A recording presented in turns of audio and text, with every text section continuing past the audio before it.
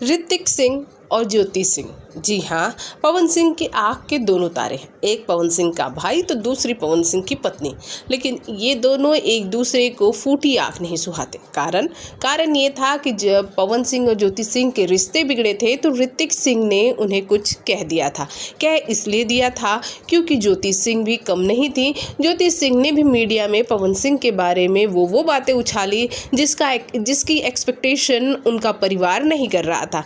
अब ऐसे में उसी परिवार के सदस्य हैं ऋतिक सिंह, जो पवन सिंह को अपना सब कुछ मानते हैं, तो उन्हें ये सारी बातें बुरी लगी थी और उन्होंने भी बड़े कड़े लफ्जों में ये कह दिया था कि ज्योति सिंह को परिवार के बीच की बातों को इस तरह से बाहर नहीं लाना चाहिए।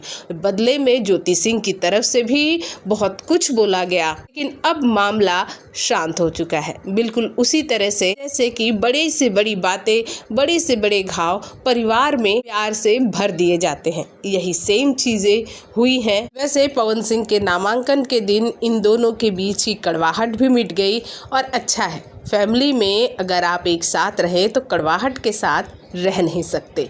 पूरी जगत की हॉट और मसालेदार गॉसिप के लिए हमें सब्सक्राइब करना बिल्कुल न भूलें।